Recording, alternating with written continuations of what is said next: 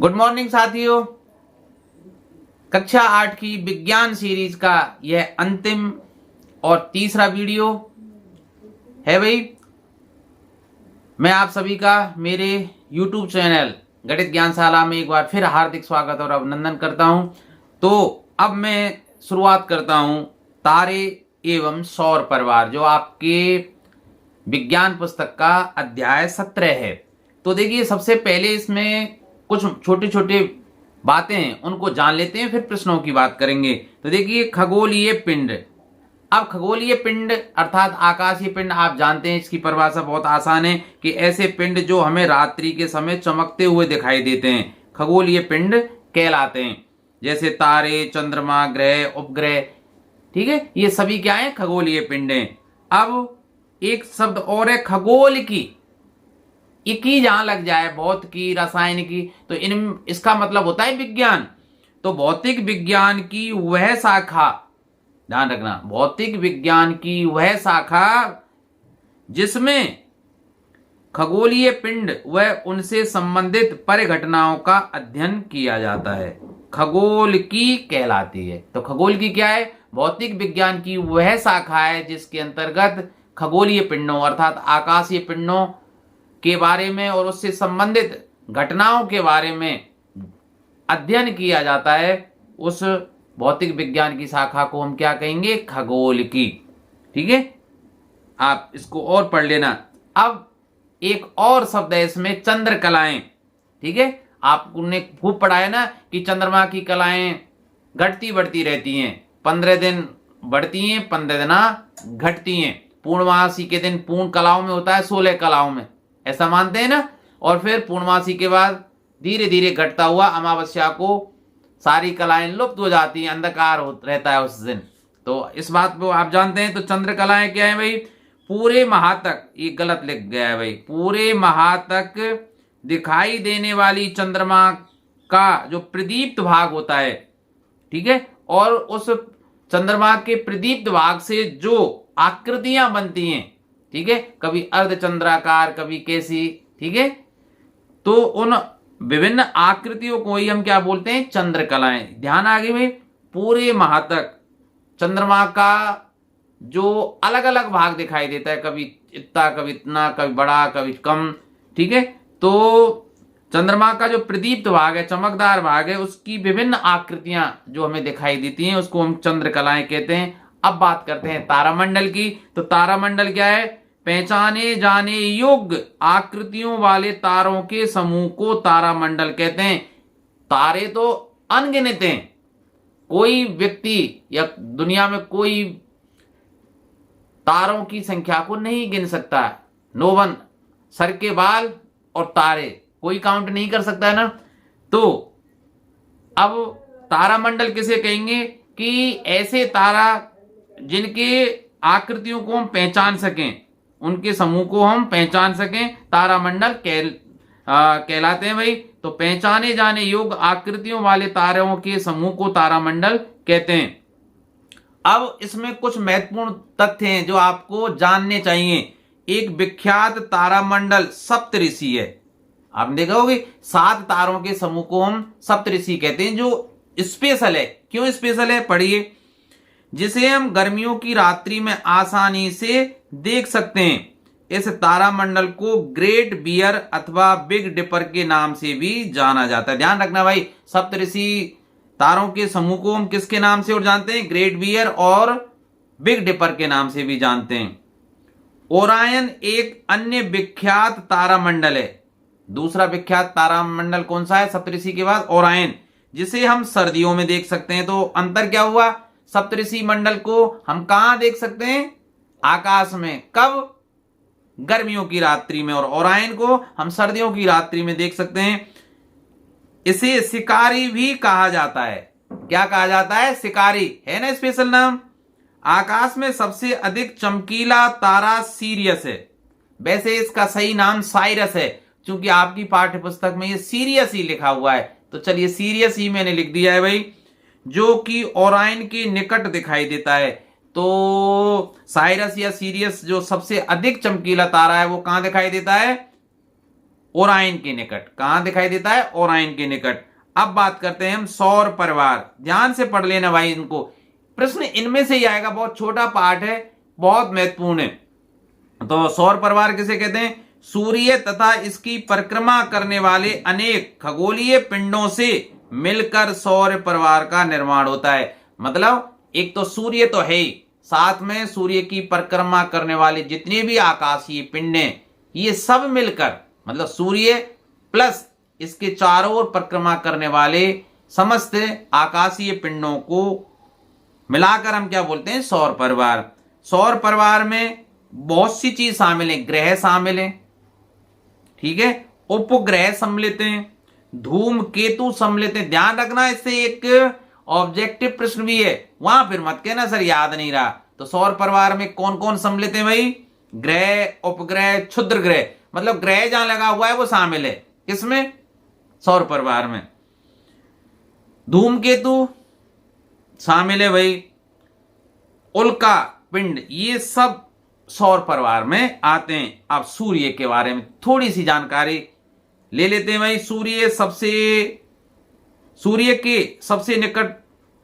सबसे निकटतम तारा है जो विशाल मात्रा में ऊष्मा तथा प्रकाश उत्सर्जित करता है।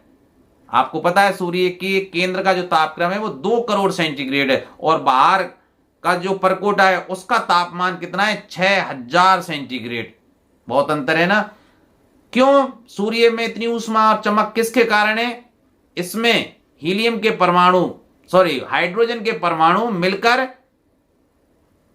के परमाणु मिलकर हीलियम के परमाणु का निर्माण कर रहे हैं, और यह संलयन की क्रिया कहलाती है, और संलयन की क्रिया के फलस्वरूप ही अपार ऊर्जा उत्सर्जित हो रही है। ठीक है, तो सूर्य सबसे निकटतम तारा है जो विशाल मात्रा में ऊष्मा तथा प्रकाश उत्सर्जित करता है। ऊर्जा का प्रमुख स्रोत सूर्य, ये विश्व की समस्त ऊर्जा का आधार हम सूर्य भगवान को मान सकते हैं भाई।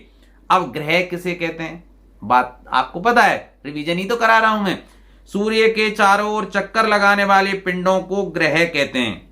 ठीक भाई, सूर्य के चारों ओर चक्कर लगाने वाले पिंडों को ग्रह कहते हैं। ग्रहों में अपना प्रकाश नहीं होता है, ध्यान रखना भाई। सूर्य के चारों ओर जो भी पिंड, आकाशीय पिंड चक्कर लगाते हैं उनको ग्रह कहते हैं। और ग्रहों की क्या विशेषता है? इनका स्वयं का प्रकाश नहीं होता है। स्वयं का अगर प्रकाश होगा तो उसको ग्रह नहीं बोलेंगे, क्या बोलेंगे? तारा बोलेंगे। ध्यान रखना भाई। वर्तमान में हमारी पृथ्वी पर 8 ग्रह हैं, मतलब हमारे सौरमंडल में। पृथ्वी गलत लिख दिया है यहाँ। हमारे सौरमंडल में कितने? खोज अब तक भाई पता नहीं कितने, अथाह है, रोजाना नई नई खोजें हो रही हैं। अथाह है, पता नहीं कितने सौरमंडल हैं। ये भी नहीं कह सकते इस ब्रह्मांड में कितने सौरमंडल हैं, पर जो सौरमंडल हमें दिखाई देता है, जिनका हम वर्तमान में अध्ययन कर रहे हैं, उस सौरमंडल में 8 ग्रह हैं भाई, जो निम्न है: बुध, शुक्र, पृथ्वी, मंगल, बृहस्पति, शनि, यूरेनस और नेपच्यून। आप तो मंगल से ही शुरू कर दे। मंगल, बुध, बृहस्पति, शुक्र, शनि, ये तो 12 के नाम है यार, 5 तो यही हो जाएंगे। ठीक है भाई, पृथ्वी छठी हो जाएगी, यूरेनस और नेपच्यून, तो इस तरह से 8 हैं भाई। अब ग्रहों से संबंधित महत्वपूर्ण तथ्यों को भी हम जान लेते हैं। सूर्य के सबसे निकटतम ग्रह का नाम बुध है। याद रखना है भाई, सूर्य के सबसे निकटतम ग्रह का नाम क्या है? बुध। ठीक है, सूर्य के सबसे निकटतम ग्रह कौन सा है? बुध। और पृथ्वी के सबसे निकटतम ग्रह कौन है? शुक्र। कंफ्यूजन मत हो जाना, इसको भूल जाते हैं। सूर्य के बुध और पृथ्वी के शुक्र। ठीक है, जो सबसे अधिक चमकीला ग्रह भी है भाई, जो शुक्र है वो सबसे अधिक चमकीला ग्रह है, और इस कारण, सबसे चमकीला होने के कारण भोर का तारा या संध्या का तारा भी कहते हैं। ये इसके उपनाम पड़ गए भाई। तो शुक्र को किन 2 नामों से और जाना जाता है? भोर का तारा या संध्या का तारा। ठीक है, बुध तथा शुक्र ऐसे 2 ग्रह हैं जिनका कोई उपग्रह नहीं है भाई।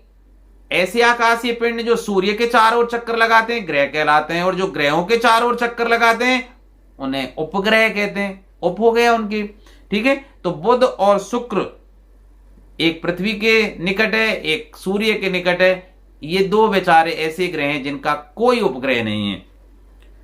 ध्यान रखना, मंगल ग्रह को लाल ग्रह के नाम से जाना जाता है। क्यों? क्योंकि मंगल पर जो यान गए हैं वहां की मिट्टी लाल है, वैसे भी लाल में लिए हुए है भाई। सौर परिवार का सबसे बड़ा ग्रह बृहस्पति है, गुरु है, तभी तो इनका नाम गुरु है। गुरु माने जो बड़ा हो, और जो पढ़ाने वाले हैं उनको ज्ञान में बड़ा, तो इसीलिए बृहस्पति है। बृहस्पति का मतलब गुरु, गुरुवार को ही तो बृहस्पति बोलते हैं, ठीक है। तो रट कैसे सकते हैं कि गुरु माने सबसे बड़ा, तो सबसे बड़ा ग्रह गुरु है, गुरु मतलब बृहस्पति है।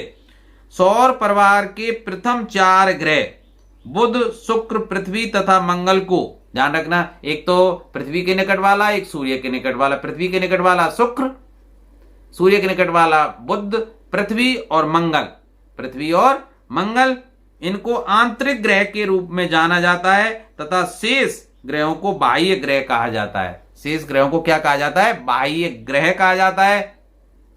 याद रहेंगी ये बात? चलिए देखेंगे। अब उपग्रहों की बात करते हैं। ग्रहों के चारों ओर परिक्रमा करने वाले आकाशीय पिंडों को उपग्रह कहते हैं।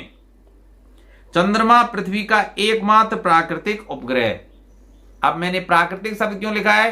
भाई मैन मेड जो उपग्रह हैं, आर्यभट्ट और ऐसे हजारों उपग्रह जो हमें, आपका जो टीवी देख रहे हैं, आप मोबाइल चला रहे हैं, नेट इंटरनेट जो सारी कुछ चल रहे हैं, जो ये सब इसकी देन है ना, उपग्रहों की देन है। आप जो मौसम संबंधी जानकारी प्राप्त कर लेते हैं, आप वीडियो कॉलिंग कर रहे हैं, वो सब उपग्रहों की देन है। अब उपग्रह नहीं होते तो कुछ नहीं होता। तो ये कृत्रिम उपग्रह हैं जो पृथ्वी की कक्षा में चक्कर लगा रहे हैं, लेकिन प्राकृतिक उपग्रह कौन है? चंद्रमा, ठीक है। अब कृत्रिम उपग्रह कैसे हैं? ऐसे उपग्रह जिनको मानव द्वारा निर्मित किया गया है तथा जिनका प्रमोचन का मतलब जमीन से उपग्रह को पृथ्वी की कक्षा में पहुंचाना, ठीक है, जिससे वो पृथ्वी की कक्षा में चारों ओर चक्कर लगाते रहें। तो जिनका प्रमोचन पृथ्वी से किया जाता है कृत्रिम उपग्रह कहलाते हैं, ठीक है भाई। भारत द्वारा छोड़ा गया भारत द्वारा छोड़ा गया प्रथम कृत्रिम उपग्रह आर्यभट्ट था। आपको याद रखना ही होगा भाई। तो कौन सा उपग्रह था? तो कृत्रिम उपग्रह भारत के द्वारा जो सबसे पहले छोड़ा गया वो कौन सा था? आर्यभट्ट। कुछ अन्य भारतीय उपग्रह कौन कौन से? इनसेट, कल्पना 1, एजुसेट आदि हैं, ठीक भाई। अब चलिए, इतना ही छोटा सा पार्ट था। अब आते हैं हम प्रश्नों पर, देखते हैं कितना आपने ध्यान से सुना था। चंद्रमा पर सर्वप्रथम पैर रखने वाले व्यक्ति थे, कौन थे? याद है? राकेश शर्मा नहीं थे यार। प्रथम भारतीय थे जो अंतरिक्ष में गए थे, ठीक है, जिन्होंने इंदिरा गांधी से बात की थी। और इंदिरा गांधी उस समय तत्कालीन प्रधानमंत्री थी उस समय की। उन्होंने सीधे उनसे सैटेलाइट फोन से बात की थी और पूछा था कि आकाश से या अंतरिक्ष से भारत कैसा दिखाई दे रहा है। तो उन्होंने क्या जवाब दिया था? सारे जहां से अच्छा हिंदुस्तान हमारा। इकबाल की ये पंक्तियां राकेश शर्मा ने उस समय बोली थी।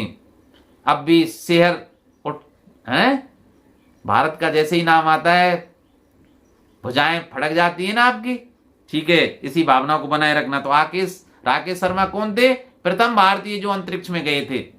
Neil Armstrong was the first man who landed on the moon. तो चंद्रमा की धरती पर कदम रखने वाला प्रथम व्यक्ति कौन था? Neil Armstrong. सुनीता विलियम्स आप जानते हैं भारतीय थी, लेकिन अमेरिका के व्यक्ति से इन्होंने शादी कर ली थी, वहीं बस गई थी। नागरिक अमेरिका की थी, सही बात तो ये, लेकिन चूंकि इनका संबंध भारत से था, मूल रूप से ये भारत की थी और वो अंतरिक्ष में गई थी, लेकिन लौटते समय दुर्घटनाग्रस्त हो गई थी और उनकी मौत हो गई थी, आपको पता ही है। यूरी गागरिन रूसी पहले अंतरिक्ष यात्री थे। यूरी गागरिन विश्व के पहले व्यक्ति थे जो अंतरिक्ष में गए थे, ध्यान रखना भाई।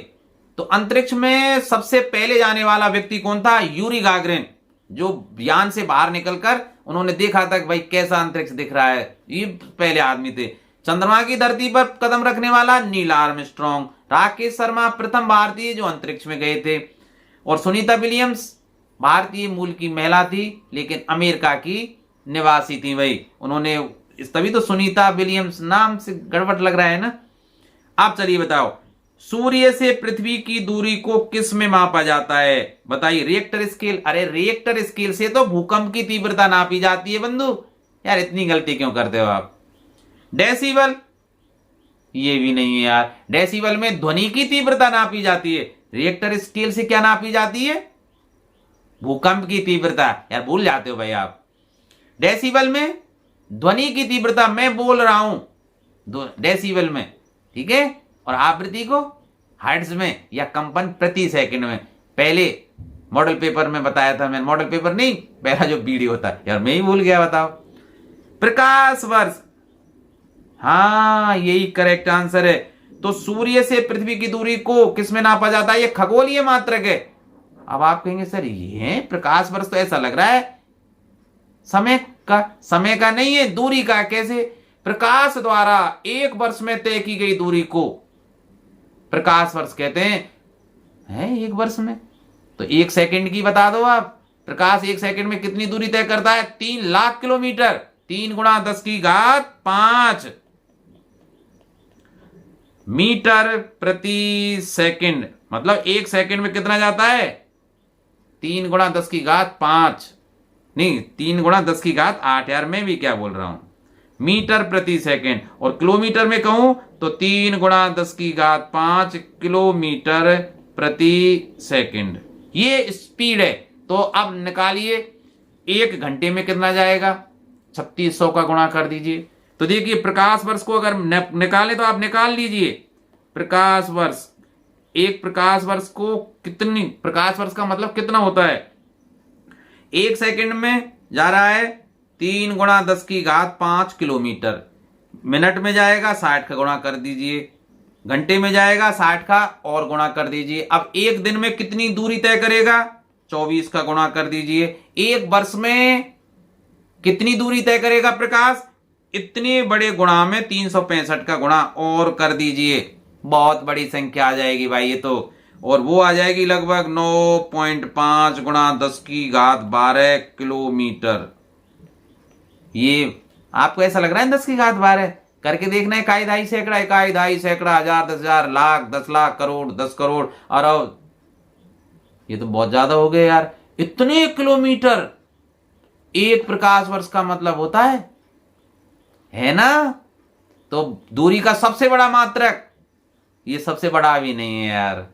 चलिए खैर, आउट ऑफ सिलेबस की बातों में टाइम नहीं खराब करते हैं। थर्मामीटर, क्या नापते हैं थर्मामीटर से? बताना। नहीं पता? बुखार आ जाता है तो किससे नापते हैं? कितने फ़ारेनहाइट है, कितने सेंटीग्रेड तापमान है? अरे यार बॉडी का टेम्परेचर या वस्तुओं का तापक्रम नापते हैं थर्मामीटर से। डेसिबल ध्वनि की तीव्रता, रिएक्टर स्केल भूकंप की तीव्रता, ठीक है। और ऐसा यंत्र बताना जो जिससे भूकंप को नापा जाता है। कितनी रिएक्टर स्केल पर कितना आया है भाई? कितना है वो? उसका नाम क्या है? सीस्मोग्राफ। और कौन सा भूकंप खतरनाक स्थिति में होता है? बहुत ज्यादा खतरनाक तो होता है, 7.8 से ज्यादा है, बहुत खतरनाक है। अगर कोई रिएक्टर स्केल पर भूकंप की तीव्रता का मान 7.8 से ज्यादा है, बहुत खतरनाक, बहुत बहुत बहुत। चलिए, सौर परिवार का सबसे बड़ा ग्रह, सबसे बड़ा कौन होगा? गुरु महाराज, गुरु को बृहस्पति जी। दा, वैसे भी दा लगा हुआ है ना। निम्न में से कौन सौर परिवार का सदस्य नहीं है? बताइए। क्षुद्र ग्रह, तो जितने ग्रह हैं वो सब सौर परिवार के सदस्य हैं। क्षुद्र ग्रह तो है, उपग्रह तो है, क्यों ग्रह इसमें, धूमकेतु है, तो कौन बच गया? तारामंडल, सा, ठीक है। तारामंडल से कंफ्यूज मत हो जाना, यह सौर परिवार का सदस्य नहीं है। रिक्त स्थानों की पूर्ति कीजिए, बहुत देर हो गई यार। चलिए, पृथ्वी का एकमात्र प्राकृतिक उपग्रह चंद्रमा है, ठीक है सर। ऐसा पिंड जो ग्रह के चारों ओर चक्कर लगाते हैं, ग्रह के चारों ओर चक्कर लगाने वाले उपग्रह कहलाते हैं। ठीक भाई। सूर्य के सबसे निकट ग्रह है, सूर्य के सबसे निकट बुध महाराज, और पृथ्वी के शुक्र। और शुक्र को क्या कहा जाता है? सबसे ज्यादा चमकदार तारा है, इसलिए इसको भोर का तारा या संध्या का तारा भी कहते हैं। तारों की गति की दिशा पूर्व से पश्चिम की ओर होती है। अब सही गलत की पहचान करो। कौन करेगा? मैं? अरे यार आप करोगे यार, इतनी देर से मैं जाए कर रहा हूं। सौर परिवार का सबसे बड़ा ग्रह बुध है, सही है क्या? गलत है यार, सबसे बड़े तो बृहस्पति महाराज हैं, गलत। बुध तो सूर्य के सबसे निकट ग्रह है। पृथ्वी का एकमात्र कृत्रिम उपग्रह चंद्रमा है, बिल्कुल सही है, सत्य भाई। भारत द्वारा छोड़ा गया प्रथम कृत्रिम उपग्रह आर्यभट्ट था, ये भी बात सत्य है, ठीक है। वर्तमान में सौर परिवार में 9 ग्रह, 9 नहीं है भैया, 8 ग्रह हैं, ठीक है। तो ये तो गलत बात है, तो गलत लिख देना। तारे अपने स्वयं के प्रकाश से चमकते हैं, बिल्कुल सही है। और ग्रह तारों के प्रकाश से चमकते हैं, ठीक। निम्न का मिलान कीजिए, मिलान करके बता दीजिए। चलिए खंड आ और वाह को मैं मान जाऊंगा भाई। बताइए लाल ग्रह कौन है? कौन है? मंगल। ना याद रहे भाई आपको यार, गलत बात। तो ये मंगल है भाई, लाल ग्रह, तो मंगल देख लेना, ठीक है। अरे मिल गए भाई, ये रे मंगल, ठीक है। मैं क्रम देख लेता हूं, 1 2 3 4 5 6 7। तो देखिए एक की मैचिंग हो जाएगी, जहां इसको लिख देता हूं ABCD EF और G। तो देखिए फर्स्ट की मैचिंग हो जाएगी C के साथ, ठीक। संध्या का तारा शुक्र, संध्या का या भोर का तारा किसको कहा जाता है? शुक्र को कहा जाता है, तो D आ जाएगा भाई इसमें, ठीक है।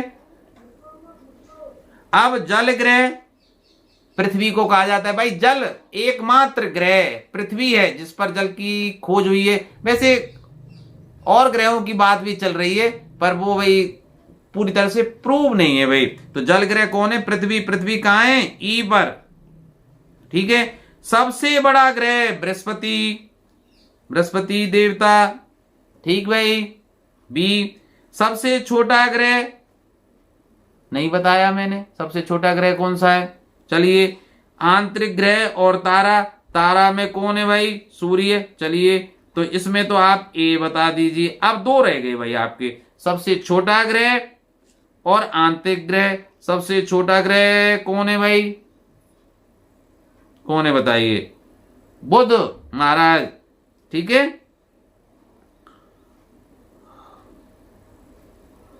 और यार एक चीज और हो गई भाई, हाँ ये बुध हो गए एफ, और सॉरी अरे इसमें नहीं, सबसे छोटा ग्रह बुध। और आंतरिक ग्रह में कौन कौन आते हैं भाई? कौन कौन आते हैं?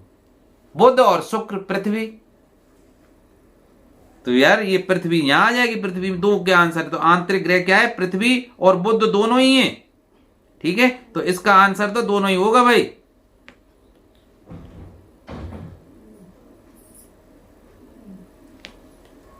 मैं कलर चेंज करके ही बताना पड़ेगा यार मुझे। तो आंतरिक ग्रह पृथ्वी भी है और बुध भी है, ठीक। तो अब तो बात जम गई होगी। चलिए अब निम्न प्रश्नों के उत्तर संक्षेप में आपको देना है, मैं नहीं बताऊंगा भाई। क्यों यार? बहुत देर से बता रहा हूं, आप भी तो कुछ बताइए मेरे लिए। कोई भी व्यक्ति पूरी जिंदगी सीखता है। सौर परिवार के सबसे छोटे और सबसे बड़े ग्रह का नाम लिखिए। अभी आया है भाई, यही आया है, देखिए सबसे छोटा ग्रह और सबसे बड़ा ग्रह दोनों आ गए ना, याद कर लीजिए, मुझे नहीं पता। तारामंडल क्या है? परिभाषा मैंने पहले ही बता दी थी। किन्हीं 2 तारामंडलों के नाम लिखिए। उपग्रह किसे कहते हैं? कोई 2 कृत्रिम उपग्रहों के नाम लिखिए, है ना उसमें, है ना। अब हाँ यार चित्र की बात करें तो ये बहुत इंपॉर्टेंट है भाई, मोस्ट इंपॉर्टेंट, कि सौर परिवार का नामांकित चित्र बनाइए। तो देखिए इसमें आप देखिए सूर्य, केंद्र में है। अब सूर्य के सबसे निकटतम तारा कौन सा है? बुध। देखिए ये बुध, आप देख रहे होंगे ये बुध है। तो सूर्य के सबसे निकटतम तारा कौन सा है? बुध।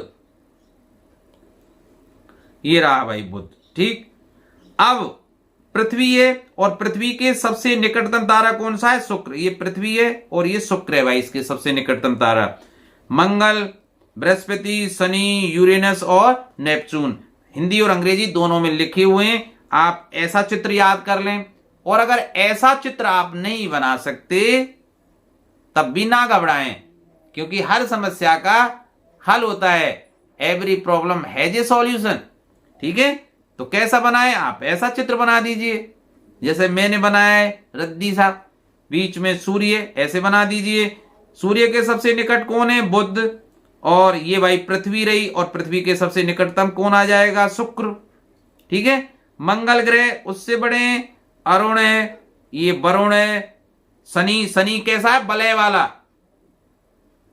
ठीक है, बलय, ऐसा ग्रह जिसमें बलय पाए जाते हैं, शनि ग्रह है भाई। और बृहस्पति सबसे बड़ा बनाया है, देखिए आकार में, है ना। बृहस्पति के लिए जो मैंने व्रत सा बनाया है वो सबसे बड़ा बनाया है। ठीक है, तो आप ऐसे चित्र भी बना सकते हैं। ये इनकी कक्षाएं जो दीर्घ वृत्ताकार है, या इक्लिप्स बोलते हैं इनको, है ना, दीर्घ वृत्ताकार। ये जो इनकी मार्ग है भाई, इसको आप ऐसे बना देना। ठीक है, एक गोल गोल सा। तो आप इसका स्क्रीनशॉट ले लेते हैं, ले लीजिए, या फिर आपकी पुस्तक में दिया गया है, इसका चित्र आप ढंग से याद कर लेना। तो अब हम अध्याय 2 सूक्ष्म जीव, जो बहुत महत्वपूर्ण चैप्टर है, उसको शुरू करते हैं भाई। मेरा क्रम थोड़ा मस्ती वाला रहा है कि आप भी गैस नहीं कर पाए कि सर अब कौन सा चैप्टर पढ़ाने वाले हैं। ठीक है, तो शुरू। अब देखिए, सूक्ष्म जीव की परिभाषा से ही हम चैप्टर की शुरुआत करते हैं भाई। ऐसे जीव, देखिए नाम ही सूक्ष्म, बहुत छोटे यार, टिनी। ऐसे जीव जो हमें नग्न आंखों से, अर्थात बिना किसी उपकरण के, प्रकाशीय उपकरण के नहीं देख पाए भाई, अर्थात ऐसे जीव जिन्हें हम नग्न आंखों से, अर्थात बिना किसी यंत्र की सहायता से ना देख सकें, सूक्ष्म जीव कहलाते हैं। ठीक है भाई, सूक्ष्म जीव हमें सूक्ष्मदर्शी की सहायता से दिखाई देते हैं। उनको देखने के लिए हमें माइक्रोस्कोप चाहिए, सूक्ष्मदर्शी चाहिए, जिसका आविष्कार, इसको रट लेना, सूक्ष्मदर्शी का आविष्कार ल्यूवेन हॉक ने किया था। रट लेंगे ना? अरे पूरा रटने में तो आप माहिर हो।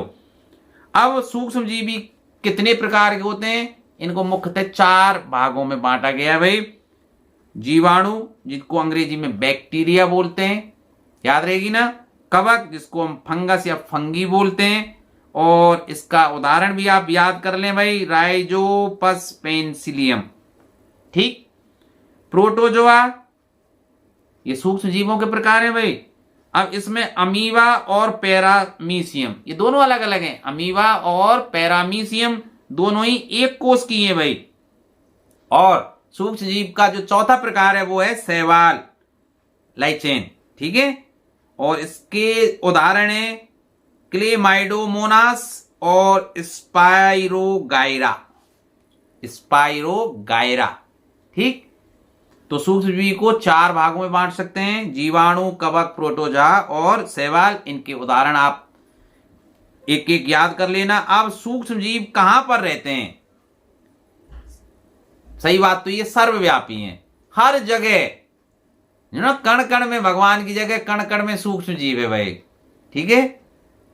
अब सूक्ष्म जीवों की लाभदायक गतिविधियां, ये इंपॉर्टेंट, रट लेना भाई, रटना है आपको, याद करना है, रटना है, कैसे भी, या समझ लीजिए। ठीक है, अब इसमें समझने वाले ज्यादा शब्द नहीं है, वास्तविकता आती है, ये रटना ही पड़ेगा। ठीक है, तो चलिए, दही बनाने में लैक्टोबैसिलस बैक्टीरिया बहुत उपयोगी है भाई। लैक्टोबैसिलस, अब देखिए आपके अगर कभी दस्त हो जाते हैं तो डॉक्टर एंटीबायोटिक के साथ एक और टेबलेट या कैप्सूल प्रेस्क्राइब करता है। उसको अगर प्रिस्क्रिप्शन में और उसकी इंग्रेडिएंट में अगर जाएं तो उसमें होता है लैक्टोबैसिलस बैक्टीरिया। ठीक, तो ये अगर ये बैक्टीरिया नहीं होता तो दूध से दही नहीं बनता। ठीक, बेकरी उत्पादों में, बेकरी आप जानते ही हैं यार, डबल ब्रेड, रोटी, ये सब अरे आप स्मार्ट हो यार। यीस्ट श्वसन, अरे यार ये लिखने में बहुत गड़बड़ी हुई है। यीस्ट श्वसन के दौरान कार्बन डाइऑक्साइड गैस उत्पन्न करते हैं जो कि खमीर वाले मैदे के आयतन को बढ़ा देते हैं, ठीक है भाई, और बेकरी उत्पादों को फुलाने का काम करते हैं। कौन? यीस्ट। कौन? यीस्ट। YEAST, यीस्ट माने वैसे भी खमीर होता है। औषधियों के निर्माण में सूक्ष्म जीवों के उपयोग पढ़ रहे हैं हम, भूल मत जाना। सूक्ष्म जीव प्रतिजैविक दवाइयों के निर्माण में उपयोगी। प्रतिजैविक का मतलब जानते हैं? एंटीबायोटिक्स। जब भी आपको बुखार आता है, जुकाम, सर्दी, घाव कुछ भी हो जाए, डॉक्टर तो एंटीबायोटिक लिखेगा ही। तो एंटीबायोटिक जो भी मेडिसिन हैं वो सूक्ष्म जीवों से ही तैयार की जाती हैं। आगे बताएंगे कौन सी पहली थी, किसने बनाई थी? प्रतिजैविक। अब प्रतिजैविक शब्द क्या है, एंटीबायोटिक क्या है, इसको समझ लीजिए भाई। मृत एवं निष्क्रिय सूक्ष्म जीवों के उपयोग से बनाई गई दवाई है। अब आप कहेंगे सर जीवितों को तो खा के और स्वयं बीमार हो जाएंगे। तो जब एंटीबायोटिक दवाइयां सूक्ष्म जीवों से बनाई जाती है तो वो या तो सुषुप्त अवस्था में होते हैं, मतलब जिंदे रहेंगे तो वो क्रियाशील नहीं होते हैं, ठीक है। तो मृत या निष्क्रिय सूक्ष्म जीवों के उपयोग से बनाई जाती हैं, जैसे स्ट्रेप्टोमाइसिन है, इंजेक्शन लगाए जाते थे टीबी हो जाने पर लगातार 30 दिनों तक। अब ये छोटे स्पेक्ट्रम मतलब कम असर वाली दवाई, अब तो एक से एक ब्रॉड स्पेक्ट्रम एंटीबायोटिकों का मतलब खजाना आ गया एक तरह से, जिससे बीमारियों से लड़ने की क्षमता में वृद्धि हुई है। कोई भी इन्फेक्शन हो जाए, पहले इन्फेक्शन से व्यक्ति मरता ही था, इन दवाइयों से बच जाए तो ठीक, नहीं अब तो बहुत बड़ी ब्रॉड स्पेक्ट्रम वाली दवाइयां हैं। तो हम तो पुराने दवाइयों का ही अध्ययन कर रहे हैं। तो स्ट्रेप्टोमाइसिन, टेट्रासाइक्लिन, बहुत 10 साल पहले, नहीं 10 नहीं 20 साल पहले इसको सबसे ज्यादा यूज करते थे। बुखार आए तब टेट्रासाइक्लिन, मुंह में छाले हो जाए टेट्रासाइक्लिन, है टाइफाइड हो जाए टेट्रासाइक्लिन। तो टेट्रासाइक्लिन और स्ट्रेप्टोमाइसिन बहुत सालों तक ये एंटीबायोटिक के रूप में प्रयोग में लाए गए। आजकल इनका प्रयोग बहुत सीमित हो रहा है। अब इनका डॉक्टर उपयोग नहीं करते क्योंकि इनके प्रति जो जीवाणु है वो रेजिस्टेंस हो गए, प्रतिरोधी क्षमता इनके प्रति विकसित हो गई है। एरिथ्रोमाइसिन, इसका प्रयोग तो आज भी कर रहे हैं आप। एरिथ्रोमाइसिन का आपके फोड़ा फुंसी हो जाए तो एरिथ्रोमाइसिन प्रेस्क्राइब डॉक्टर करता है। अब तो एजिथ्रोमाइसिन, एरिथ्रोमाइसिन, है ना, सेफ्रिक्सोन, सेफाइलेक्सिन ग्रुप, जेंट, मतलब एमोक्सिसिलिन, एम्पिसिलिन, पता नहीं। आप अगर मैं भी गिनाना चाहूं तो आपको 50 तो गिना ही सकता हूं, ठीक है, पर आप वीडियो छोड़कर चले जाएंगे भाई, और ऐसा मैं करूंगा नहीं, ठीक। तो देखिए, प्रतिजैविक अर्थात एंटीबायोटिकों को चिकित्सक की सलाह से ही लेना चाहिए, और अधिकतर एंटीबायोटिकों को खाली पेट नहीं लेना चाहिए, नहीं तो पेट फूलना या गैस बनना ऐसी समस्याएं उत्पन्न हो जाती। हाँ, एजिथ्रोमाइसिन जो आजकल सबसे ज्यादा चल रही है जब से ये कोविड आया है, सर्दी जुकाम में, इसको खाली पेट ही लेते हैं यार सुबह, और एक दिन में एक ही लेते हैं 500 mg स्वस्थ मनुष्य के लिए। मैं डॉक्टर क्यों झाड़ रहा हूं, चलिए अपने काम करता हूं। अब बात करते हैं पेनिसिलिन। भाई बहुत उपयोग करते थे पेनिसिलिन, आज भी करते हैं भाई। पेनिसिलिन 1929 में, रट लेना इसको, 1929 में अलेक्जेंडर फ्लेमिंग, अलेक्जेंडर फ्लेमिंग, रट गई, द्वारा बनाई गई प्रथम प्रतिजैविक दवा थी।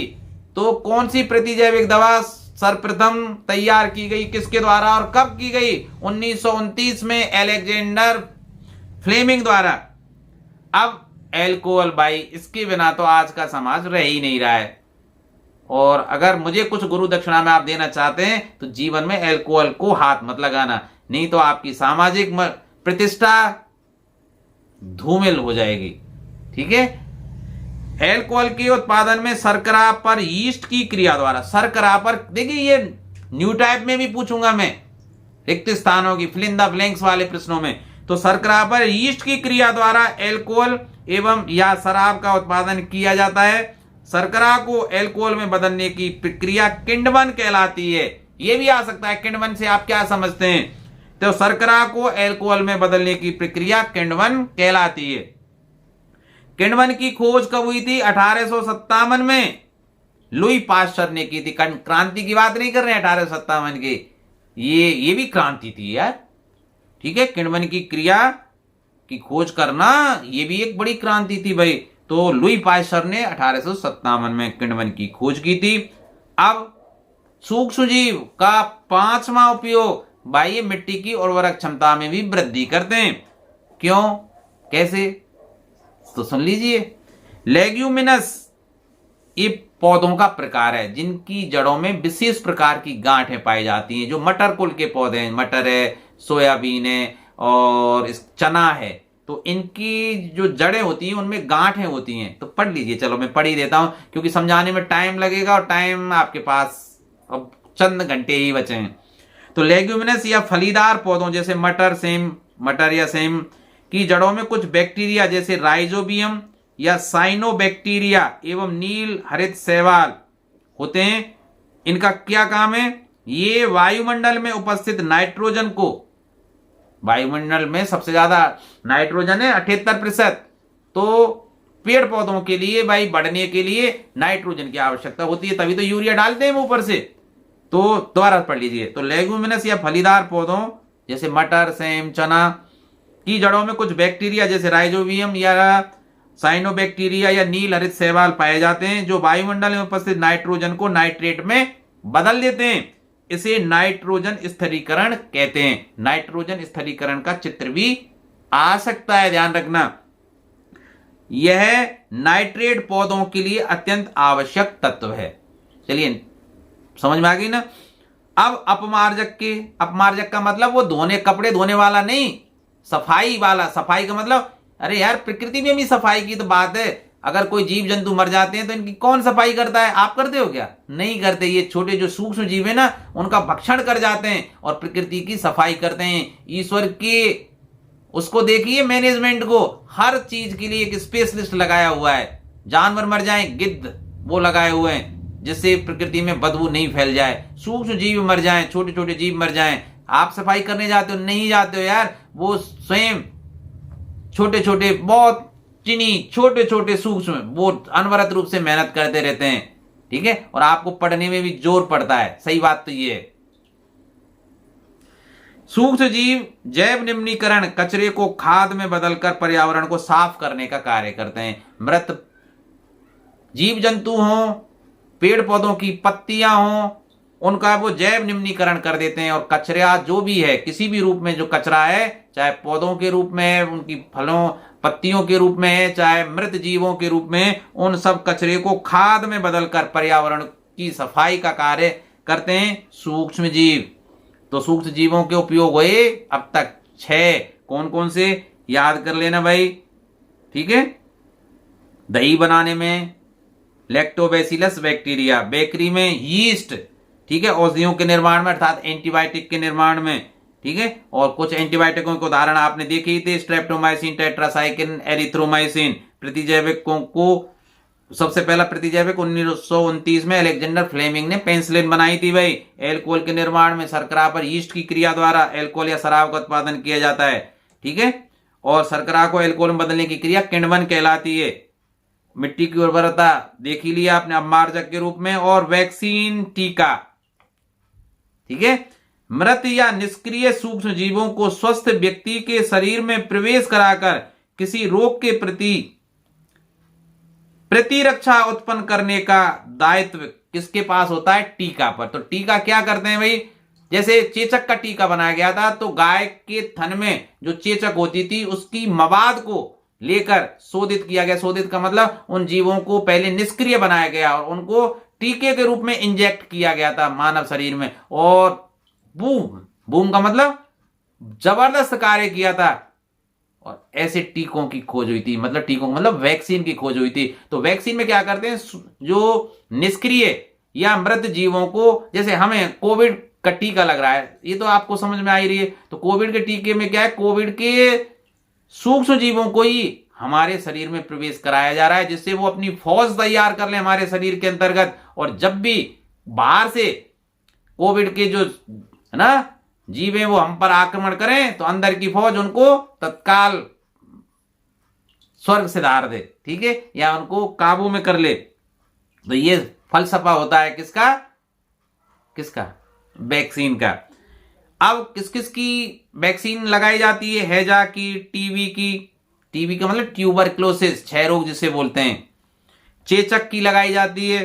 हेपेटाइटिस लिवर में होता है। आजकल दूषित खान पान से या दूषित जल के सेवन से लिवर के चारों ओर सूजन आ जाती है, जिसको हेपेटाइटिस बोलते हैं। भूख नहीं लगती, इसमें पीलिया हो जाता है। पोलियो की ओरल ड्रॉप बहुत पी है आपने, लोगों ने पी है 2 बूंद। अमिताभ बच्चन प्रचार करता करता बुढ़ा हो गया भाई।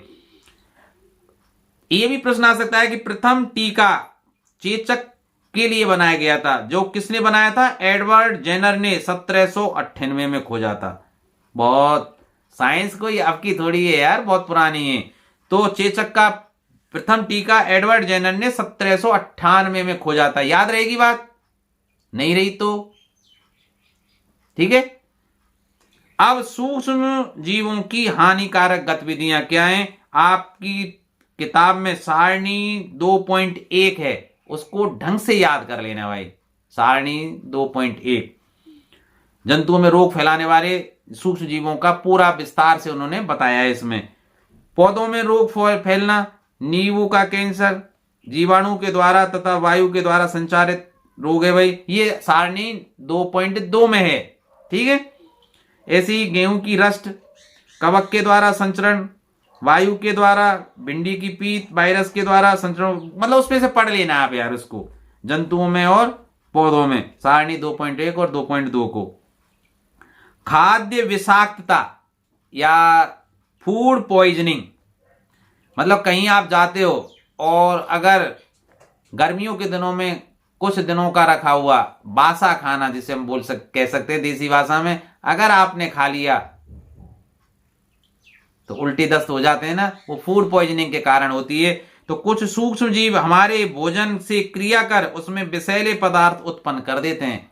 कुछ सूक्ष्म जीव ऐसे होते हैं जो भोजन के साथ क्रिया करके उनमें विषैले पदार्थ उत्पन्न कर देते हैं, और इसे ही खाद्य विषाक्तता कहते हैं। और ऐसे खाद्य पदार्थों को जब खाएंगे तो वो जहर का कार्य करता है, इसी को क्या कहते हैं हम? खाद्य विषाक्तता। ऐसे भोजन के सेवन से बचना चाहिए, इसलिए गर्मी के दिनों में हमेशा ताजा भोजन ही करना चाहिए। ठीक है। अगर 6-7 घंटे से ज्यादा का भोजन हो चुका है और वो अच्छी तरह से प्रिजर्व नहीं किया गया है तो ऐसे भोजन को ना लें भाई। ठीक है। खाद्य परिरक्षण, फूड प्रिजर्वेशन, अगर खाद्य वस्तुओं को हम लंबे समय तक कैसे संरक्षित रख सकते हैं इसके बारे में चर्चा कर रहे हैं। भोजन को सूक्ष्म जीवों द्वारा संदूषित होने से बचाना ही खाद्य परिरक्षण कहलाता है, कि ये जो सूक्ष्म जीव हैं हमारे भोजन को खराब नहीं करें, प्रदूषित नहीं करें, जहरीला ना बनाएं, ये सब विधि क्या कहलाती है? खाद्य परिरक्षण। अर्थात खाद्य पदार्थों को हम लंबे समय तक कैसे खाने योग्य रख सकते हैं, वो सब खाद्य परिरक्षण में आता है भाई। अब परिरक्षक ऐसे कौन से पदार्थ हैं जिनको खाद्य पदार्थों में मिलाया जाए जिससे वो लंबे समय तक खराब नहीं हो? जैसे आपने देखा होगा जब आपकी मम्मी अचार डालती हैं तो उसमें तेल मिलाते हैं, और तेल मिलाने से अचार में फफूंद नहीं लगती, और अगर तेल कम रह जाए तो तेल से ऊपर के जो भी है उनमें फफूंद लग जाती है ना भाई। तो वे सभी पदार्थ जिनका उपयोग खाद्य पदार्थों को सूक्ष्म जीवों से सुरक्षित रखने के लिए किया जाता है, वे सभी प्रिजर्वेटिव अर्थात परिरक्षक कहलाते हैं। अब खाद्य परिरक्षण के उपाय क्या है? रासायनिक उपाय सबसे पहला है तो नमक। नमक के द्वारा भी हम प्रिजर्व कर सकते हैं, जैसे मांस है, मछली है, आम है, आंवला है, इनको लंबे समय तक खाने योग्य बनाए रखने के लिए इनमें नमक मिलाकर रखा जाता है। तेल दूसरे नंबर पर, नमक के बाद आता है तेल। फलों को तेलों में रख सकते हैं, सब्जी को रख सकते हैं, मछली को, मांस को तो लंबे समय तक खाने योग्य रख सकते हैं, तो नमक और तेल के उपयोग के द्वारा। अम्ल कुछ विशेष प्रकार के पदार्थ है जैसे सोडियम बेंजोएट, ये रटना पड़ेगा यार। सोडियम, देखो आप जो भी दवाई आप लेते हैं ना, सिरप के रूप में जब दवाइयां लेते हैं तो ध्यान रखना उसमें नीचे पढ़ना, उसमें लिख रहा है एज ए प्रिजर्वेटिव, क्योंकि ये बाध्य है कि आपको लिखना पड़ेगा कि कौन सा प्रिजर्वेटिव आप यूज कर रहे हैं। तो एज ए प्रिजर्वेटिव आपको लिखा पड़ेगा सोडियम बेंजोएट 2%। ठीक है। ये परिरक्षक है, अर्थात दवाई लंबे समय तक खराब नहीं हो। उससे बचाने के लिए कुछ बाहर से पदार्थ मिलाए जाते हैं, जिनको क्या बोलते हैं हम, परिरक्षक या प्रिजर्वेटिव बोलते हैं। और प्रिजर्वेटिव के रूप में पहले हमने कौन सा पढ़ा, नमक, और दूसरा तेल। तो नमक और तेल के द्वारा मांस, मछली, आम लेना है, ठीक है। दूसरी विधि क्या है, उबाल कर ठंडा करके रेफ्रिजरेटर में रखना। दूध को हम ऐसा ही तो करते हैं, उबाल कर फिर ठंडा रख करके और फिर रेफ्रिजरेटर में रखते हैं। तीसरा है पाश्चुरीकरण। ये भी बहुत बड़ा शब्द है यार, पाश्चुरीकरण।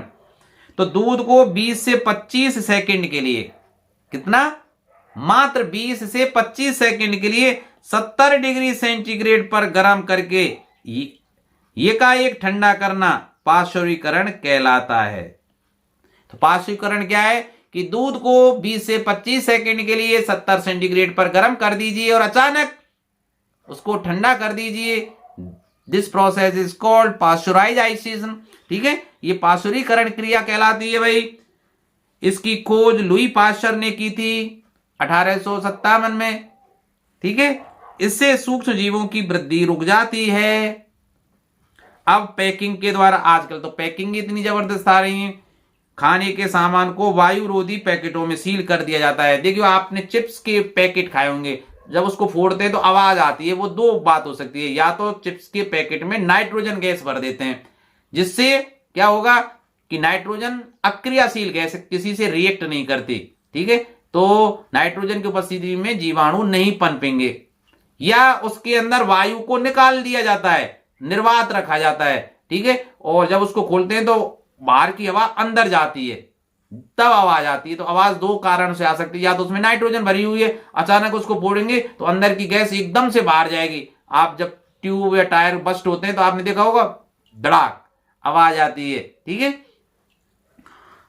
तो खाद्य परिरक्षण के कितने उपाय हैं, 4 भाई। रासायनिक उपाय, नमक या तेल या अम्लों का प्रयोग करके, उबाल कर, पाश्चुरीकरण करके और पैकिंग के द्वारा। इसको ढंग से आप पढ़ लेना भाई।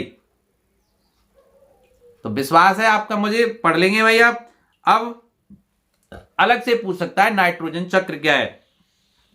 वायुमंडल में उपस्थित नाइट्रोजन को तड़ित का मतलब जब बिजली तड़कती है यार, या देखो नाइट्रोजन चक्र किसे कहेंगे, नाइट्रोजन का वायुमंडल से पृथ्वी तक आना और पृथ्वी से नाइट्रोजन का वापस वायुमंडल में चली जाना, ये क्या कहलाएगा, नाइट्रोजन चक्र कहलाता है। अब वायुमंडल से नाइट्रोजन को जमीन तक कोई ना कोई तो लाएगा। 3 स्थितियों में नीचे आ सकती है। एक तो बिजली जब तड़कती है, तो चलिए मैं चित्र द्वारा ही समझा दूंगा इसको। अब तो फिलहाल पढ़ लेते हैं, जब मैं ढंग से समझाऊंगा, ठीक, नाइट्रोजन चक्र को चित्र के द्वारा। अभी फिलहाल इसको जो भी लिखा हुआ है उसको मैं आपको सस्वर वाचन कर देता हूं। तो तड़ित के द्वारा जीवाणु व नीले हरे शैवालों द्वारा नाइट्रेट में बदला जाता है, जिसका उपयोग पौधों द्वारा कर लिया जाता है। पौधों ने नाइट्रोजन को ग्रहण कर लिया वायुमंडल की। अब पौधों को जंतुओं द्वारा भोजन के रूप में ग्रहण किया जाता है। अब पौधों को जंतु खा गए भाई। इन जीवों की मृत्यु होने पर नाइट्रोजन अपशिष्ट पुनः मृदा में मिल जाते हैं। जब जीव मर जाएगा तो वो पुनः कहां मिल जाएगा, इस जमीन में मिल जाएगा। तो जमीन से वापस वो कहां पहुंच जाएंगे, वापस वायुमंडल में। कुछ जीवाणु मृदा की नाइट्रेट को नाइट्रोजन में बदल देते हैं, ठीक है, उनको क्या बोलते हैं, विनाइट्रिफिकेशन, और नाइट्रोजन पुनः वायुमंडल में मिल जाती है। चित्र आप अपनी किताब का 2.2 मैं बता ही दूंगा। चलो, वायुमंडल में नाइट्रोजन 78% है, ये बता ही दिया था। नाइट्रोजन कहां कहां पाई जाती है, प्रोटीन, जो भी आप प्रोटीन पाउडर लेते हैं या दाल होते हैं उनमें नाइट्रोजन होती है। पर्णहरित में, ठीक है, नाइट्रोजन होती है। न्यूक्लिक एसिड में नाइट्रोजन होती है। आपके जो है ना बाले में प्रोटीन होती है, जो प्रोटीन है तो नाइट्रोजन होगी। विटामिन का प्रमुख घटक है, ठीक है। और ऑक्सीजन की मात्रा वायुमंडल में कितनी है, 21%, नाइट्रोजन 78%, ठीक है भाई। तो चलिए मैं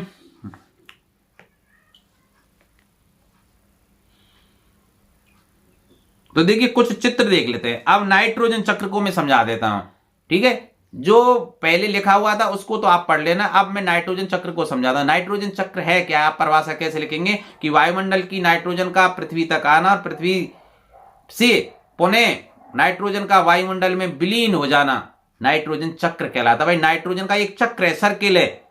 वायुमंडल से नाइट्रोजन जमीन पर आई और जमीन से पुनः वायुमंडल में विलीन हो गई, यह चक्र नाइट्रोजन चक्र कहलाएगा।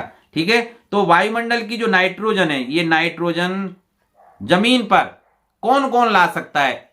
एक तो है जब वर्षा होती है, तड़ित, जब वर्षा होती है ना, जब बिजली तड़कती है धड़ाक कड़ कड़ कड़, तो भाई वायुमंडल में दो ही गैस सबसे ज्यादा है, नाइट्रोजन और ऑक्सीजन। तो नाइट्रोजन और ऑक्सीजन क्रिया करके नाइट्रिक ऑक्साइड बनाते हैं, 2NO बनाते हैं। तो ये जो 2NO है वर्षा के जल के साथ, ये NO वर्षा के जल के साथ नीचे आती है भाई, और किसके रूप में? नाइट्रिक अम्ल के रूप में। तो ये वर्षा के जल के रूप में किस रूप में आ रही है? ये HNO, ठीक है, HNO3 अम्ल के रूप, HNO2 प्लस HNO3, मतलब नाइट्रिक अम्ल और नाइट्रस अम्ल के रूप में। ठीक है भाई, जमीन पर आती है।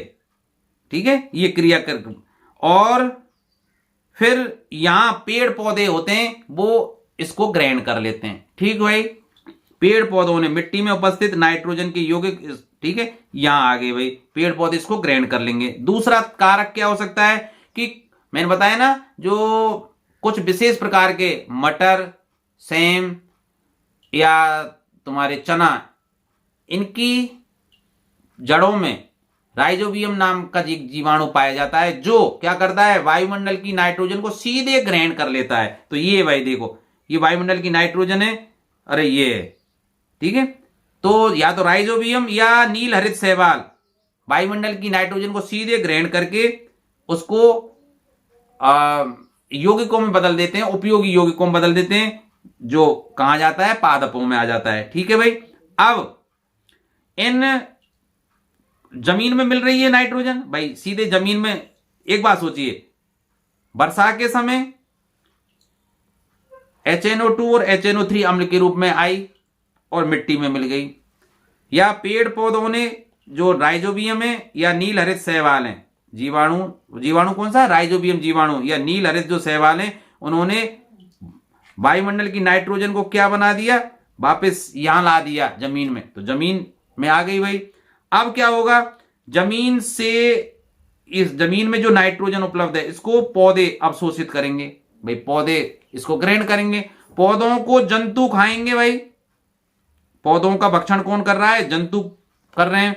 जंतु जब मरेंगे या ना मरें तो लैट्रिन पेशाब तो करते ही हैं, मूत्र विसर्जन करेंगे।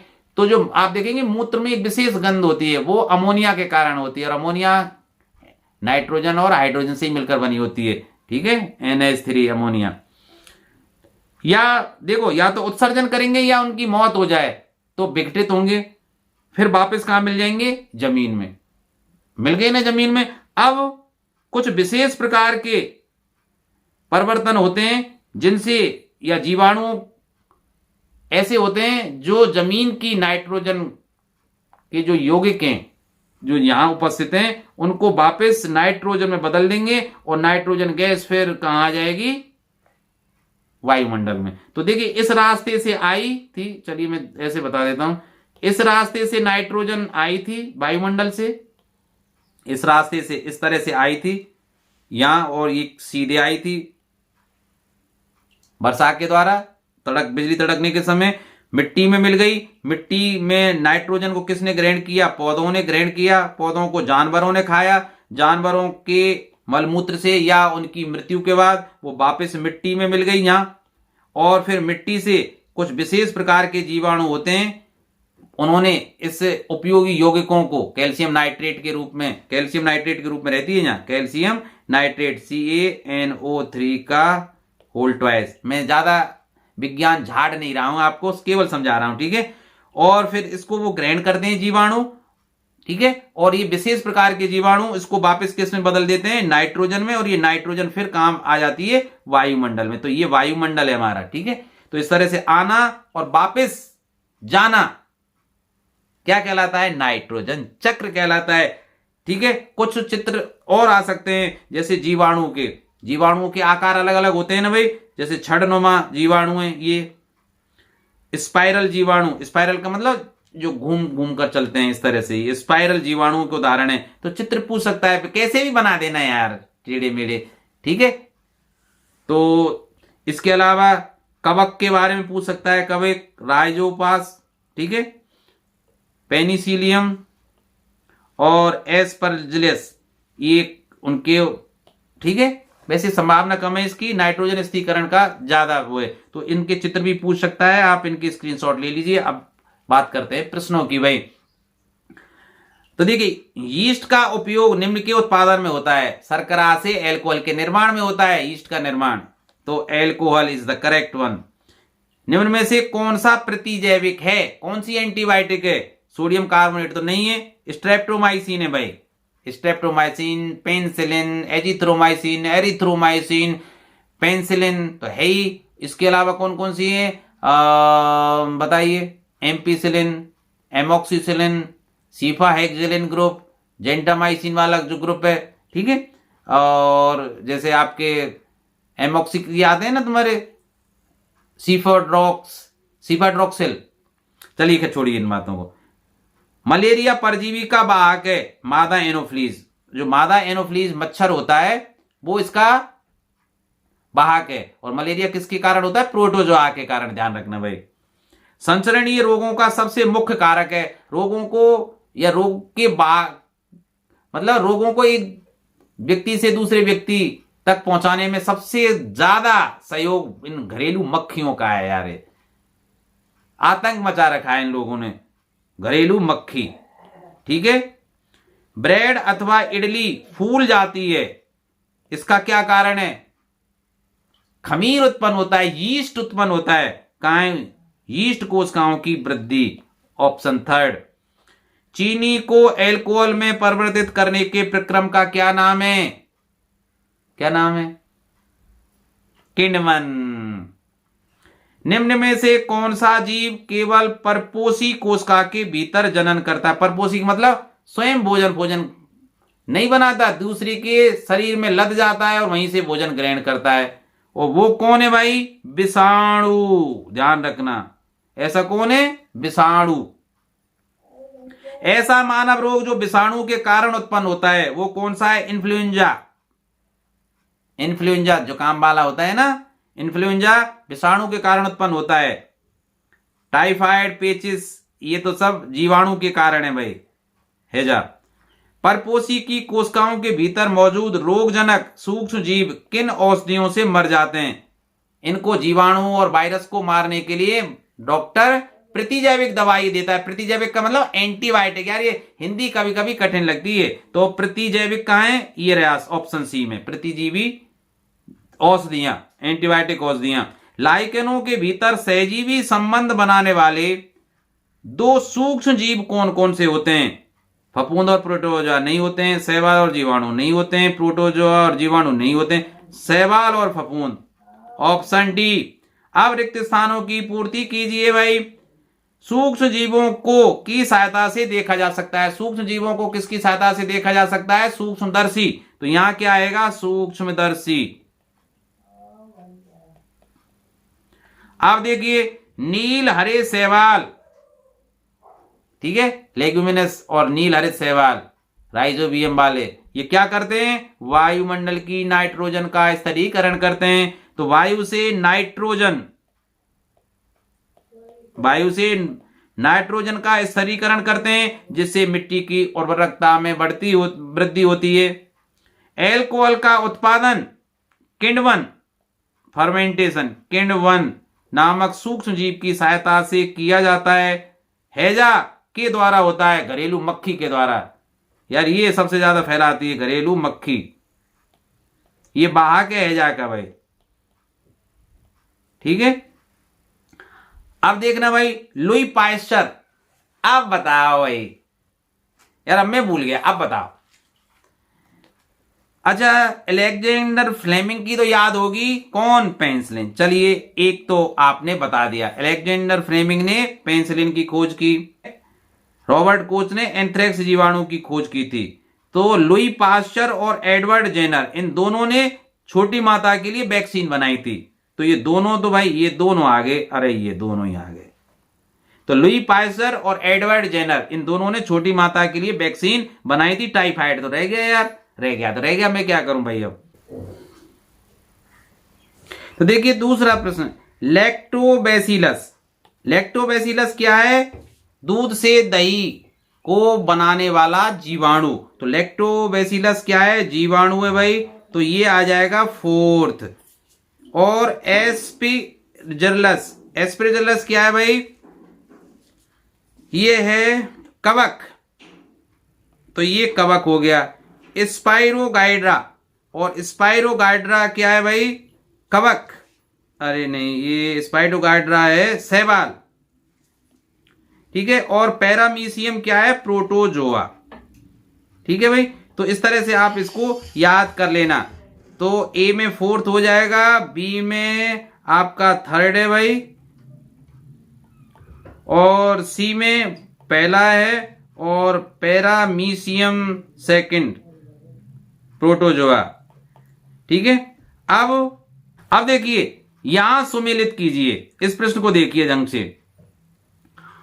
देखिए जीवाणु, राइजोबियम, लैक्टोबैसिलस, यीस्ट, प्रोटोजोआ, विषाणु। अब इनमें से जो आपको पहले याद आ रहा हो उसको देख लीजिए। तो लैक्टोबैसिलस तो आपको पता है, दूध से दही का बनना। तो लैक्टोबैसिलस में तो आपने ये बना दिया भाई, अर्थात गा में सेकंड आ जाएगा, यहां सेकंड लिख दिया मैंने। चलिए, और कौन सा है आपको? यीस्ट।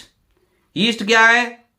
ब्रेड का फूलना, शक्कर से शराब का बनाना या अल्कोहल का निर्माण करना। तो ब्रेड की पैकिंग में यीस्ट आती है भाई। तो ये थर्ड के साथ हो गई मैचिंग। और राइजोबियम नाइट्रोजन का स्थिरीकरण करते हैं, वायुमंडल की नाइट्रोजन को ग्रहण करके सीधे। तो ये आ गई पहला भाई, राइजोबियम में पहला आ गया। एक प्रोटोजोआ, प्रोटोजोआ मैंने बताया ना, मलेरिया। कहां है? मलेरिया का कारक है, ये मलेरिया का कारक हो गया भाई। ठीक है। जीवाणु हैजे का कारक है भाई। तो ये पांचवा हो जाएगा, पांचवा हैजे का कारक। जीवाणु के कारण हैजा होता है भाई। और विषाणु वायरस के कारण होता है एड्स, HIV। ठीक है। ह्यूमन इम्यूनिटी डेफिशिएंसी सिंड्रोम या वायरस, सॉरी, HIV का मतलब ह्यूमन इम्यूनिटी डेफिशिएंसी वायरस। तो एड्स किसके कारण होता है, या HIV एड्स किसके कारण? वायरस के कारण। तो एक विषाणु के कारण। तो आशा है आपको ये समझ में आ गया होगा। अब देखिए, निम्नलिखित कथनों में से प्रत्येक के लिए एक एक उपयुक्त शब्द का सुझाव दीजिए। भोजन में मिलाए जाने वाले वे रसायन जो सूक्ष्म जीवों की वृद्धि को रोकते हैं क्या कहलाते हैं? परिरक्षक, प्रिजर्वेटिव। एक शब्द में लिखना है आपको आंसर, परिरक्षक। भोजन में मिलाए जाने वाले वे रसायन बताइए ना, 4 तरह के, कौन कौन से रसायन बताइए? नमक, तेल, और कौन कौन से थे? कुछ अम्लों के और सोडियम बेंजोएट का नाम बताया था, उनको क्या बोलते हैं? परिरक्षक। लेग्यूमिनी, पौधों की जड़ों की ग्रंथियों में मौजूद नाइट्रोजन स्थिरीकरण सूक्ष्म जीव कौन सा होता है? राइजोबियम। राइजोबियम। लेग्यूमिनस कुल कौन कौन सा है? मटर, सेम, चना। रोगजनों को फैलाने वाले कारक रोग वाहक कारक होते हैं, कौन है ना? ये रोग वाहक कारक कहलाएंगे। देखिए, रोग जनकों को फैलाने वाले कारक, उनको बोलेंगे रोग वाहक कारक। रोग जनकों को मार देने वाली तथा उनकी वृद्धि को रोक देने वाले रसायन क्या कहलाते हैं? प्रतिजैविक या एंटीबायोटिक। इसको बोलेंगे प्रतिजैविक या एंटीबायोटिक, एंटीबायोटिक्स। अब देखिए, हमारे जीवन में सूक्ष्म जीवों के बारे में 10 पंक्तियां लिखिए। मैंने ये पूरा लिख दिया है, आप स्क्रीनशॉट लेकर इसको पढ़ लेना भाई। लैक्टोबैसिलस एक ऐसा सूक्ष्म जीव है जो दूध से दही बनाने में, मैंने पहले ही पढ़ा दिया है। यीस्ट एक ऐसा कवक प्रजाति का सूक्ष्म जीव है जिसका उपयोग ब्रेड एवं केक बनाने में किया जाता है। यीस्ट का उपयोग प्राचीन काल से ही अल्कोहल बनाने में किया जाता है। राइजोबियम नामक जीवाणु जो वायुमंडलीय नाइट्रोजन का मिट्टी में स्थिरीकरण करता है। ठीक है भाई। और ये आप पढ़ लेना। इसके अलावा ये भी पढ़ लेना, स्ट्रेप्टोमाइसिन, टेट्रासाइक्लिन, एरिथ्रोमाइसिन, पेनिसिलिन, ये सामान्य रूप से उपयोग में की जाने वाली प्रतिजैविक या एंटीबायोटिक दवाइयां हैं जिन्हें कवक एवं जीवाणु से उत्पादित किया जाता है। पेनिसिलम नामक फफूंद से, याद रख लेना इसको भी, पेनिसिलम नामक फफूंद से पेनिसिलिन नामक एंटीबायोटिक बनाई जाती है। फिर सूक्ष्म जीवों द्वारा होने वाली हानियों का विवरण दीजिए। ठीक है, सूक्ष्म जीव कहां कहां गड़बड़ करते हैं, देखिए मुख्य में पढ़ देता हूं। मादा एनोफ्लीज जो मच्छर होती है, एडिस मच्छर, कुछ परजीवी जैसे प्लाज्मोडियम एवं डेंगू के वायरस का वाहक है। इन जीवों से मलेरिया और डेंगू हो जाता है, एडिस मच्छर और मादा एनोफ्लीज के कारण। एंथ्रेक्स मनुष्यों और मवेशियों में होने वाला भयानक रोग है जो जीवाणु द्वारा फैलता है। गाय में खुर और मुंह का रोग वायरस द्वारा होता है। खुरपका या मुंह पका रोग, पशुओं के मुंह और खुर पक जाते हैं, उन पे चला नहीं जाता, कुछ खाया नहीं जाता, वो भी वायरस के कारण ही होते हैं। अनेक सूक्ष्म जीव गेहूं, चावल, आलू, गन्ना, संतरा, सेब इत्यादि पौधों में रोग के कारक हैं। रोग के कारण फसल की उपज में कमी आ जाती है। हमारे भोजन में उत्पन्न होने वाले सूक्ष्म जीव कभी कभी विषैले पदार्थ उत्पन्न करते हैं, ये भोजन को विषाक्त बना देते हैं। ठीक है, अब शत्रु के रूप में लिख लिया और इसको पढ़ लेना। खाद्य सामग्री को बचाने के लिए अभी मैंने चर्चा की थी। तो इसी के साथ मैं इस वीडियो को यहीं विराम देता हूं। आशा है मेरा ये प्रयास आपको पसंद आया होगा और मैंने लगभग पूरे कोर्स का रिवीजन आपको करा दिया है। अब मैं क्या कहूं आपसे, मेरे साथ जुड़े रहिए इसी तरह। और मुझे खेद इस बात का है कि इस प्रयास में मैं इंग्लिश वालों के लिए नहीं बना सका। हाँ, अभी भी लगभग 1 बजा हुआ है, तो मैं इसको एडिट करके अपलोडिंग के लिए डाल देता हूं और प्रयास करता हूं शाम तक अगर वीडियो बन जाता है इंग्लिश मीडियम वालों के लिए तो मैं तैयार करने का प्रयास करता हूं, नहीं तो नहीं, पूरा प्रयास कर रहा हूं मैं। ठीक है, और भगवान ने चाहा तो हो ही जाएगा। और इस कारण आज मैंने अपने स्कूल से छुट्टी भी ली थी भाई, केवल आप लोगों के लिए, जिससे मैं इस वीडियो को बना सकूं और आप लोगों के लिए अपलोड कर सकूं। तो अगले वीडियो तक के लिए खुश रहिए, आबाद रहिए और इसी तरह से पढ़ते रहिए भाई।